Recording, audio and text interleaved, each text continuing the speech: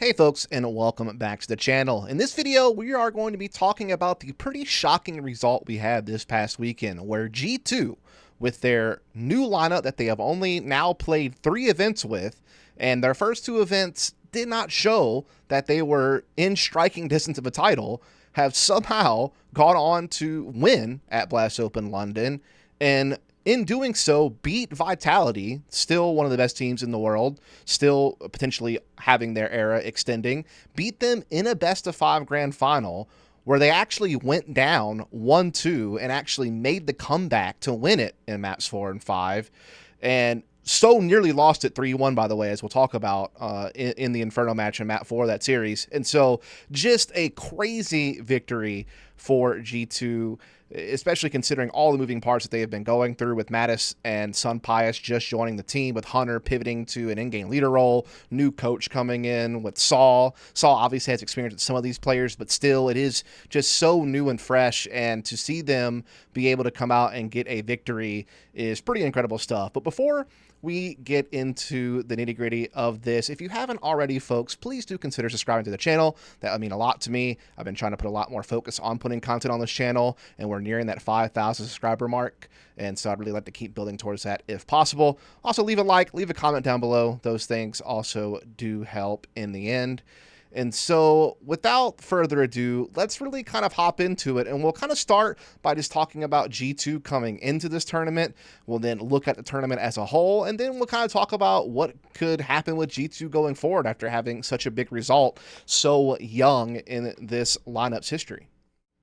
Now, the G2 organization is certainly no stranger to success in CS2, as we can see last year when they had the lineup that still featured Nico and m0NESY alongside Malbs, Hunter, and Snacks. This team, particularly the second half of the year, did quite well for themselves. And they had a couple of blunders, but 5th, 6th at Cologne, top 4 at EPL, won the Blast Premier Fall Final, bombed at Rio, but then bounced back with a win at the Blast Premier World Final, and had a top 4 finish at the Shanghai Major. Now, there were certainly some bumps in the road. You know, obviously you would expect them to make the grand final of the Shanghai Major, considering the roster that they had and considering the struggles that FaZe had going into that. So to see them ultimately lose that match to FaZe, as you can see here in that playoff, was certainly a little bit damning, but overall good results. And it was like a, I don't want to call it a last dance. That's kind of an overused expression, but we knew that, Nico was on his way out of the team to go to Falcons, and we were pretty sure m0NESY was eventually going to do the same thing, though obviously his transfer was a bit more delayed, as he did play the first part of 2025 with G2. And so you can see here, the first 4 months of 2025, they obviously maintained the entire lineup. They just had Heavy God essentially come in for Nico. And Malbs essentially slotted into taking Nico's old roles for the most part, getting some of the star CT positions, as well as playing some of the more active T-side positions. An exception would be like Ancient, where he kind of stayed at middle, and Nico was always a B player, and Heavy God kind of took up that role for a time. Of course, they did change things with this most recent lineup, as we'll talk about a little bit later. And so they kind of went that route, and Hunter, already started taking on more responsibilities. Nico was known as the CT side caller for this team, and it was definitely a very active mid-round voice, even though Snacks was technically the in-game leader and was responsible for the T sides. But when Nico departed, Hunter kind of took up that slack. He became kind of a more active voice in mid-rounding. He took over CT side calling. He essentially was already kind of halfway to being the in-game leader of this team, but hadn't quite fully converted yet, but obviously does on this new lineup that we have here. Malbs, I will say, has struggled, honestly, this year, kind of adapting to these new roles. He was a star player in 2024, playing a mix of active positions, but also at times having to play not necessarily the star roles, or maybe having to play some anchor spots, but he was actually performing very well in those roles. And that was really why G2 had a lot of success in 2024, was the fact that you had, m0NESY and Nico, who were, top players in the world, and then Malbs, low-key, was a solid 3rd star on the team, and Hunter, kind of the 4th best player on the squad. He could have his moments at times, but that power 3 really did help drive them forward. And while they certainly did have their discrepancies in their tactics. For example, I particularly thought their T sides were very underwhelming at times through the latter part of 2024 and even through some of 2025. It got a little bit better as time went on. I don't want to just completely, rain on their parade, but it left a lot to be desired, to be honest. Like, it really seemed to rely on like individual playmaking, loose, scrappy plays. At times they'd have decisive executes. At times they would look sharp, and at other times they'd look a little bit lost or look a little bit one note and just lack diversity in their calling and things of that nature. And you can kind of see what the repercussions were. I mean, for the first part of this year, while they did start off the year, found the top 4 finish at the Blast Bounty Final, they didn't do well at Katowice. Did okay at EPL and Blast Open Lisbon, sure. Came second at Bucharest, sure. Very, very solid. But then Astana was an incredibly rough one, because this is where they're, making the transition. Monesi leaving the team. They have Hades standing in as an opper. Taz even actually had to stand in for PGL Astana because there was some type of visa issue or something that happened with Hunter. And so that was kind of a huge debacle. And then again, they obviously had the whole stand-in period with Hades, on the team still at these 2 events. It wasn't until I Am Cologne where they actually did finally bring in Mattis as a full-time rifler, and Snacks departing the team, obviously, and Hunter becoming the IGL, and then Sampayas comes in to be the full-time opper after, Monsi's departure to Falcons and after the Hades stand-in period. Then they have a coaching change, obviously, Saw coming in for Heroic, a guy who is a very high-valued coach and has certainly the resume to back that up, comes in and reforms his team. But their first couple of events didn't really indicate that they were in title contention, being 100% honest. Their first event with this full 5 was I Am Cologne, and obviously it's their first event. Yes, they did have time during the player break with the new lineup to, practice and try to build things, I'm sure. And I mean, they got a win over Furia to open the tournament, who had been doing some pretty good things at this new international lineup. I mean, Maladoy is really the truth. Case Serrato still looks like a star player. Yuri's been playing pretty well. Fallen's fragging better than we ever could have expected as an IGL. And Yakindar has really been growing as well. Started off a very strong CT player, starting to grow his T size as well now. So a pretty legit win to open up. Then they face Vitality, still, in theory, one of the world's best teams, top 3 teams, certainly. Lose to them. Beat 3D Max, but then lose to Furia in the rematch. And then at the Esports World Cup, weird format, single elimination best of 3 only. They lose as BO3 and they're out of the tournament. So with all that said, it's really hard to know a lot about G2 because of how little they had played coming into Blast Open London, especially because of how many changes they made. I mean, in my opinion, when you change 2 players, you're basically a brand new team at that point. So, you're going from Monesi to Sunpius, you're going from Snacks to Mattis, you're going from Hunter, secondary caller, CT side caller, to now full-time IGL. You're bringing in a new coach. I mean, this is basically a brand new team, folks. So you really can't rely on any older data points to be 100% honest with you. And so we're basically just having to look at what small sample size we're getting from I Am Cologne and EWC to make any sort of assessment. And what you saw with G2, I thought, looked okay. I thought Hunter was transitioning to the IGL role pretty well, and I thought he was actually fragging pretty nicely, all things considered, for an IGL, although I was very cautious to, call him the fragging IGL, just because it hasn't gone on long enough yet, and still really hasn't yet to know for sure. It's still very early days, so we don't know how it's going to play out long term, but, overall, so far, so good. Sunpius, flashes of brilliance here and there, but still not quite the star Sunpius that we know from the past. Heavy God playing exceptionally well. He has been. Malb still kind of hit or miss, still having his struggles, it felt like. But Mattis, kind of evolving. I mean, Mattis was a guy who was taking over a lot of Hunter's old T-side spots for the most part. The exception would be that he took over Heavy God's spot on B on Ancient T-side, and Heavy God kind of moved more to the A side of the map, or like a secondary mid player. Although a lot of the time it is like Malbs and Hunter doubling up middle. And so, Heavy God still winds up kind of being either a B stacker or kind of a more supportive element. And then Mattis, is playing that B side that Heavy God was playing. So they didn't make a change there, but in a lot of other cases, you essentially had Mattis on T sides taking over a lot of Hunter's old roles on the extremities, like let's say B apartments, the underpass on Mirage, or, the B tunnels on DusT 2. These are just to name a couple. But they are still using him in more active ways in some of these games that we're watching.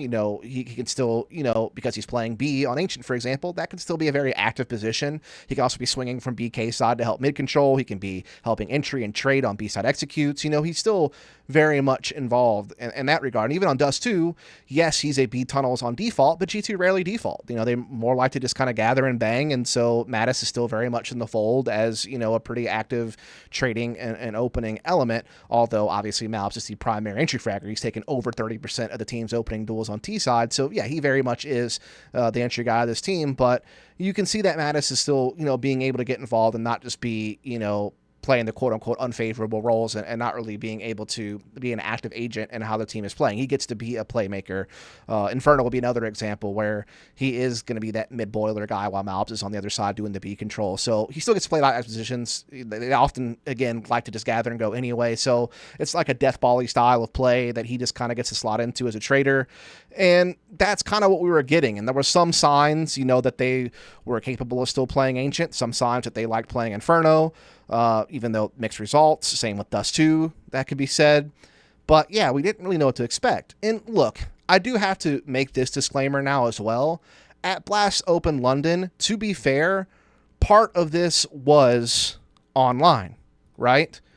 So their first games to get to where they got to play online. And so this win over Spirit, I don't know if that happens on LAN or not, to be honest with you. And they got an easier game against FlyQuest, and Liquid's having their struggles. So they had a couple of easier games mixed in here. They lost a close game to Mousesports. So because part of this event is online, it takes away a little bit of the full run. You know, like you can't give them the full credit of playing LAN from start to finish. But because of how they were able to end the tournament, it is still a very impressive result for them at the end of the day. You know, yes, FaZe is a team that has been struggling, but Furia is no joke. They've been a team very much in the mix in the top 10 with this new international lineup. And then Vitality, you know, yeah, they aren't winning. They haven't won a tournament in this second season, actually. It's been a season of parity where you've had Spirit win, Mongols had a win, now G2 has a win. Only Vitality really hasn't gotten a win, but they're still a consistent top 4 team, you know, always making at least semifinals. In this case, they make another final, but unable to close it. So, yeah, it's still kind of tough to fully gauge G2, but still, overall, this was an impressive playoff run, as we'll now talk about. So we'll start off with their opening game against FaZe, where they were able to get a 2-0.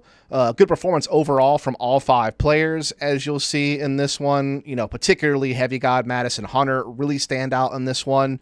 You know, some Pius had his moments, Malbs had his moments too, but, you know, these 3 guys obviously were really the big standouts.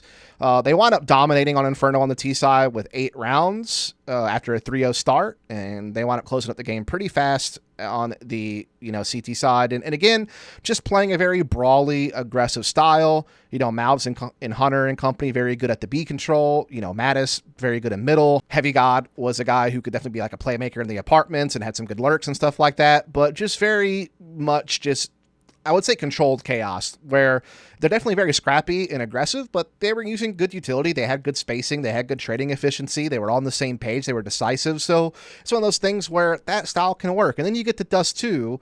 It was a tight game. Went to multiple overtimes, you know, 6-6 halves, you know, so equal amount of production on both sides of the map. Worth noting that they were actually down 0-3 after losing Pistol, but then put together a good CT side overall after that. Then the second half, again losing Pistol, going down 0-4, they grounded all the way back, and again, mostly thanks to a lot of fast-paced play, as they're very well known for, and they got the job done. Then you have the series against Furia, and they absolutely dominate Furia here, which is kind of shocking because, again, like Furia lately with this international lineup has been so strong. Maladoy looks like Rookie of the Year candidate, just super, super strong. Opper, I mean, again, Case Russell usually looking like a star rifler. Yuri, pretty stable. Fallen fragging pretty well for this whole transition from opping to rifling as an IGL. Then Yakindar kind of getting a second wind in his career where he's actually played pretty well, but not at all this series. They look totally out of it. Again, brilliant performance from pretty much everyone on G2, except for some struggles from Malbs throughout the series. I mean, really not much to talk about in this series. They just dominated again. Another big T-side on Inferno with 8 rounds, thanks again in part to a 3-0 start, and again closed the game very fast. Then they dominate Mirage with 7 CT rounds after losing Pistol. and then they shut out on the T side, not giving up anything, just winning all 6 rounds in a row, making very quick work of Furia. Again, just kind of that fast-paced death ball play style. And also, another thing to note on their CT side is just how proactive they are. You know, that they like to do the aggressive pushes or take forward angles. Sun Pius can be a very dynamic opper, really move the op around, keep people guessing, particularly on a map like Mirage in this series. DusT is another map where you'll see that quite a lot, and we'll talk about that in the Vitality game. So, all in all, really big performance here, just getting this win. I think the fashion in which they beat Furia is really awesome. Again, considering how Furia have had a spark to them with this international lineup, this already was a pretty legit win to put them into the finals. But again, it was the easier side of the bracket. You know, you got Vitality on the other side of the bracket who had to play against Esports in the semifinals. So that is a big matchup right there. They're able to win that. They get to the grand final. And honestly, in my mind, you know, at this point, I'm thinking to myself, there's just no way Vitality loses this tournament. You know, for one, I thought their biggest test was to beat Mouse in the semis, and I felt like no matter who came out of the bottom side of the bracket, whether it be FaZe, Furia, G2, whomever was down there, I really felt like Vitality was going to be the clear favorite to win the whole thing. But G2 had different plans, as we'll talk about as we get into this finals. So we'll start with DusT. I mean, this was absolutely ridiculous, right? Everyone pretty much dominated this game on DusT, by the way. Like, if you take a look at it, it's just top to bottom across the board domination. I mean, your bottom fragger at 13 kills, your top fragger at 16 kills, ratings through the roof on everyone. Just an absolute shutdown from G2 on DusT. And you can essentially see it with this timeline, just completely pummel them on the CT side with 10 rounds to kick off the grand finals. They just bodied Vitality. Sun Pius had loads of impact with his mobility with the op. He was getting picks in lower tunnels. He was getting picks at middle. He was, you know, holding other angles when need be, just doing fantastic work with AWP, really showing some impact. I know he's had some rough moments here and there throughout his time on G2 so far as he's trying to kind of work himself back into a star level performer. But man, he had so much impact on this CT side, DusT. Also, just in general, I felt like the team had a lot of proactive play, whether it was getting aggressive in middle, getting aggressive pushing upward B tunnels, holding the, you know, A long pushes, or even a couple of A retakes that they had. I mean, everyone did their job and played super well across the board. Just a crazy way to start the grand final. Then, let's be honest, the next 2 maps go Vitality's way pretty quickly. I mean, they get absolutely pummeled on Mirage and Overpass. They had a decent T side on this Mirage, especially because they had such a slow start, but they were unable to do anything defensively. And then when you look at the game on Overpass, yes, they were able to get 6 rounds of the CT side. That's just not really enough for Overpass. And again, they had a very cold start, and they could do absolutely nothing on the T side. Now, it's worth noting, this is their first time ever playing Overpass in an official match, ever. You know, so I do give them a little bit of grace in that regard. But there's really just not too much to talk about. All of a sudden now, Vitality are up 2-1 in the BO5 with Inferno next. And you're thinking to yourself, surely Vitality find a way to either win Inferno or win Train, which they've been usually pretty strong on. And they are eventually going to win this series, either 3-1 or 3-2, is probably what a lot of people are thinking, including myself. But boy, oh boy, is Inferno a crazy story. Ultimately a very tight game, but a crazy way to get there. I mean, it starts off very in favor of Vitality, going up 5-0. G2 fight back, winning 6 of the last 7 rounds to tie the half, and they kickstart this with this round here, where they counter Vitality doing a double push middle. They catch both those kills very quickly, and then they just kind of steamroll it into a win. But then they lose the very next round. But then it's this round streak of 5 in a row that really gets them into position here. It's a mix of Malps in company dominating the B control. Heavy Guy caught a couple of pushes, like an alt mid apartments kind of area, and was able to use that to get his team some man advantages. Mattis had a couple of like crazy timing plays at middle. Like, I think he had one round where he essentially just walks up lane. There's like 3 players from Vitality kind of inside the site. No one realizes Mattis has gotten that far up, and he just catches the guy in sight, falls back, and then they kind of play from there. He also had one round where he comes through Boiler and catches a mid player in the back that was trying to get aggressive. So they just had a couple of cool timing plays, cool aggressive plays, particularly how they dominated the B side of the map. It really is what kind of got them back into this.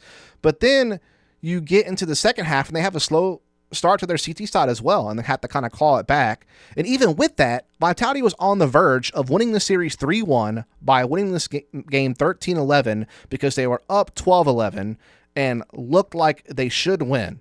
And I'm actually going to show you this round.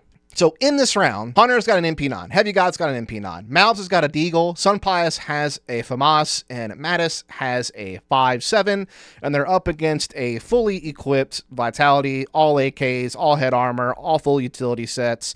It is looking like Vitality are about to 13-11 this game and win the series, and this thing is going to be all she wrote. And as you see, Mattis runs over to B to give Malbs utility to try to stall B for as long as he possibly can, because he's going to be solo B, and they're going to go for a gamble stack on A. 2 lane, 2 arch, and you can tell that they're just trying to get these MP9s in close quarters position to try to just battle for brackets and win or lose the game on that regard. And their whole tournament kind of weighs on this. However, we see Vitality go for more of a heavy B opening, and while Rops does kind of probe apartments area, he falls off of it very quickly and never really gets any intel whatsoever.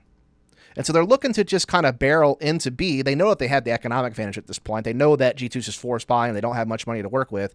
And so they're just going to send it. But Malbs is able to refresh the smoke, and that kind of causes Vitality to stall a bit. Meanwhile, Hunter actually pushes into apartments and clears out apartments and alt middle. So now they know that it's going to be a B hit at this point, just based on the utility that's coming in, based on Hunter's move in apartments. And so they immediately start making the rotation to B, Hunter flanking, every other 3 coming through CT spawn, and Malbs just trying to anchor the site as best he can. Utility starts pouring in, covering every spot basically on the site, but Malbs is able to kind of dodge and weave, even with low HP, and kind of stay alive on site. But then it's this push through smoke from Mattis and Sunpius, where they just disrupt this execute, and they trade 1-for-1 back and forth. So now we're very quickly into a 3-on-3 situation. But now Malbs is stuck in the back of the site with low HP. Heavy God is still smoked off at this point. It's been refreshed. Hunter is flanking Banana, but not quite there yet. And they are able to catch Malbs. And so now they have a 3-on-2. But because Hunter just booked it with that aggressive maneuver through apartments, he's able to catch Rops completely off guard. They had no idea that Hunter's flank had come this fast at Banana. They were not ready for it. Then Hunter banks a flash, allowing Heavy God to push the smoke, and actually catches Apex in the back of the site. And now Ziwu's alone in a 1v2 with no HP, and they're able to win this round to put it into overtime. An absolutely bonkers way to keep this series alive. And then, as you can see, they shut out in overtime. They win all their CT rounds, and then they win the first T round, and ultimately forced this into a map 5 when they were on the verge of losing the series 3-1.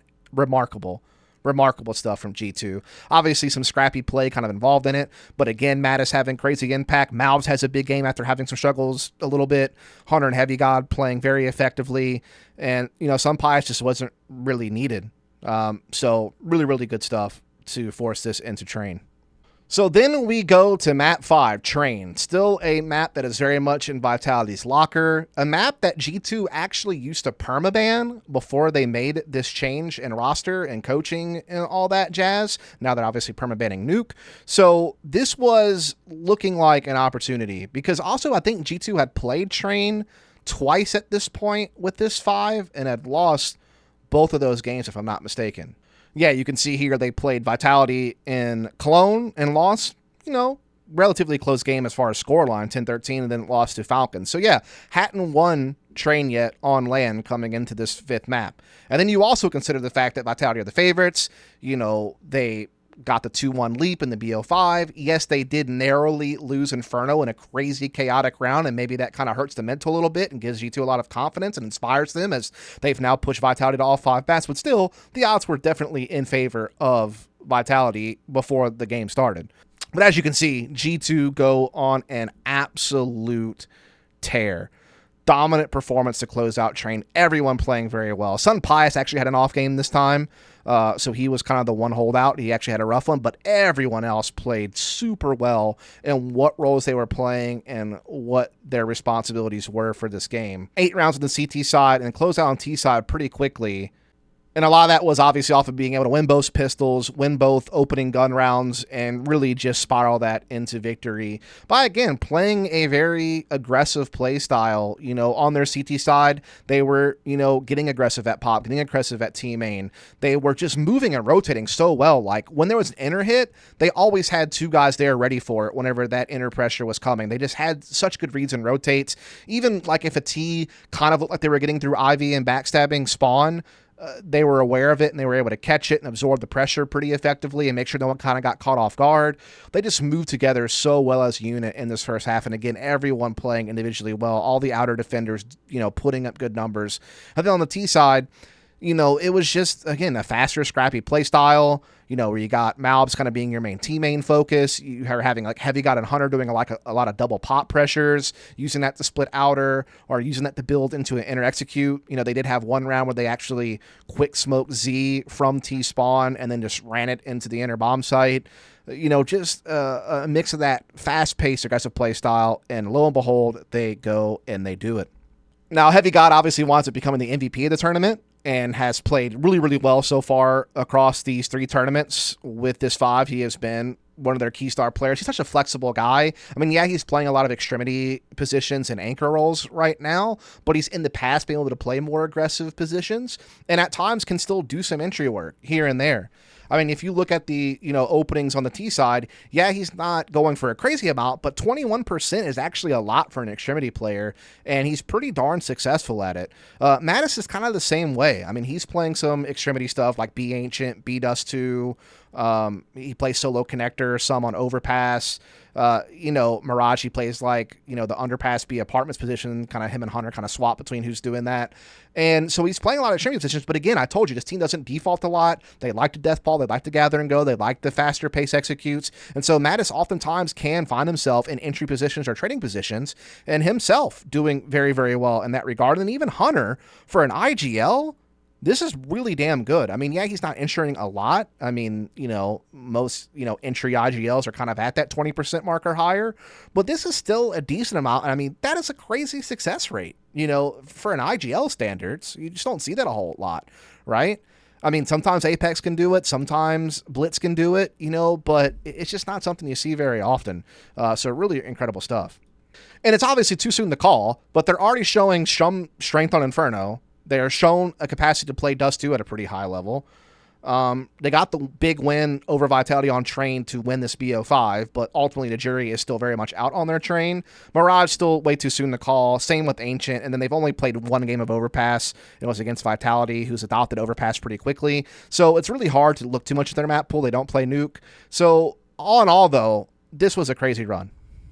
And so that is kind of the story of how G2 pull off the shocking win with this new lineup at just their 3rd event, including beating Vitality in a best of 5 that went all 5 maps to take a title in a season in the back half of 2025 that has now become one of parity. Spirit winning, Mongols winning, now G2 out of nowhere winning. Would never anticipated them winning. If you weren't thinking Vitality was going to win, you would think, oh, maybe Mouse get the upset in the semifinals and then they go on to win the thing. Or maybe Furia, this fiery team that's been kind of putting some results together with this new international lineup, maybe they find a way to, get themselves into a grand final and make a ruckus happen or something along those lines. I mean, the bracket was really set up for Vitality to win this thing. And yes, I know part of this event was online, so that is certainly something that you have to take note of. But even still, impressive to see G2 be able to beat Furia and then beat Vitality to go on and take this title so young in this lineup. And it's really cool to see some of these pieces already working very effectively. Saul showing his worth as a coach immediately on G2. Not that we had really any doubt in our minds what he'd be capable of in the coaching position with what he's already done in the past on previous teams like Ents and like Heroic. Hunter adapting into this IGL role, something he was already doing quite a lot anyway, calling pistols, calling CT sides, being an active mid-round voice, in place of Nico, who was kind of fulfilling that role. So he was already working his way in that direction, but has now finalized it, and his, ability to have someone like Saul to help him out I think is really helping him. He's also fragging at a pretty damn high level for an IGL. I'm not going to sit here and say that he's like one of the best fragging IGLs in the world already. Obviously Blitz really kind of gets that moniker. Sometimes you see some impact from Apex. Sometimes you see some impact from a Brolin or a Kixen. Obviously Big Zera had like a history of it last year. There's some other names you're going to go to. Even Maka, obviously he just recently stopped IGL on 3D Max, but he was one that I'd probably put in that conversation.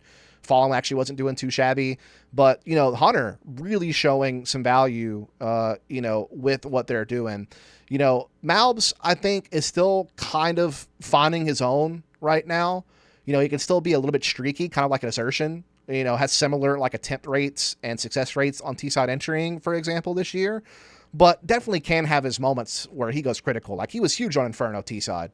Right. And he had some big plays in other maps as well throughout this tournament where you can kind of see that he definitely does still have the capacity to do great work. And even if he dies, the follow-up that G2 has with Mattis, with Heavy God, the fact that Heavy God is so flexible in the roles that he can play. Like, yes, he can lurk. Yes, he can play solo extremity roles, but he can also get in the pack and trade frag with you on those aggressive set pieces or those scrappy executes that this team likes to put together on many of the maps that they play.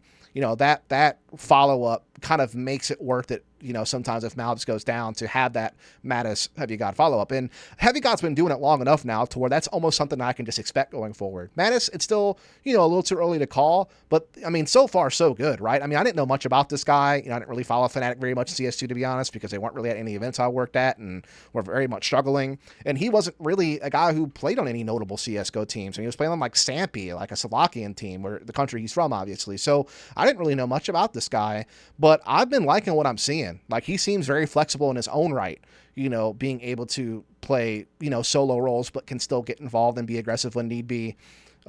Plays some good rotator roles on the CT side. Definitely looks like he could develop into something if this trajectory continues. And that will be huge, because if this team can really have Malbs just get back in form, then you have Heavy God and you have Mattis fragging out. Like, this team does have a lot of firepower all of a sudden. And then so far, so good as far as the calling goes with the Hunter-Saul combination. I think Sunpius, for me, I'm still a little bit concerned about him. Like, I think he definitely had some big games in this tournament and definitely showed a little bit of his old self and really got you believing that maybe he's on his way back, so to speak. But he also had his off moments as well. And G2 want to be an elite team consistently and try to actually challenge for a top 5 position in the world rankings. I think he does find himself kind of on the lower end of that list of all the operas on all the top teams. You would obviously take a Ziwu over him. You'd take a Monacy over him. You'd take a Shiro. You would take, some of these other guys, like maybe he could battle with like 9-10 for a position to a degree, kind of in the bottom end of the top 5. But a lot of these other operas, Torzy and company, you're going to probably put ahead of Sunpius, but maybe he just needs a little bit more time to kind of settle in. We'll just have to see. But all in all, no matter what, this was a crazy win out of nowhere for such a young lineup and, such a weird position to be able to get a win like this in their third event. Yes, part online, but still, they beat quality teams in the playoffs, including Vitality in the grand final. And they showed signs that they do have some promise. They are a team to now look out for. And now the scene just gets really interesting because, yes, Vitality are not winning everything anymore, but they're still consistently in the top 4. That's for sure. Like, I'd still put them in a top 3 team in the world. Spirit bombed the online portion of this tournament and Bounty, so that doesn't really mean much because they've won some lands, and that's what really matters. And apparently Tennier's on the way, and now they're about to get more firepower. So, you got that. You got Mouse, who's still very consistently in the top 4 in their own right? So that's 3 top 4 teams right there who look really strong. Mongols is charging up. They keep making progress. They just won a tournament, right? I know we meme on them all the time, but Falcons certainly has the firepower to put themselves in a good position going forward. Then you have Furia with this international lineup. Yeah, they get beat by G2 here in these playoffs, but overall, they've been putting out some good results, and they've been looking real sharp, to be honest with you. Now G2's just done what they've done, right? So now you're looking at 7 teams all of a sudden who are able to put up big results, and there's a chance that Na'Vi could still get back into the mix, in my opinion. It might take another roster change. It might take some other kind of tweaking of things, but they're a team that could kind of get right back to the mix as well. And then, with Aurora, that's a tough one for me because they were for a while kind of neck and neck with Mongols fighting for like one of those bottom top 5 spots through a lot of this year. But then they certainly had the fall off. They had to use a stand-in for a tournament. But then they just had the run in EWC where they made it all the way to the finals. So you kind of wonder if maybe there's still some gas in the tank there. Maybe they can reconfigure some things and get back to the mix as well. And then all of a sudden you got 9 teams that are very competitive. And so this season could get really, really spicy. And this was certainly a nice little kind of chef's kiss to it all with this win from G2. But I just thought I'd put a video to kind of talk about this. Hope you folks enjoy this type of content. If you do, please, again, subscribe, like, comment, all that jazz really helps out. And I'll catch you in the next one.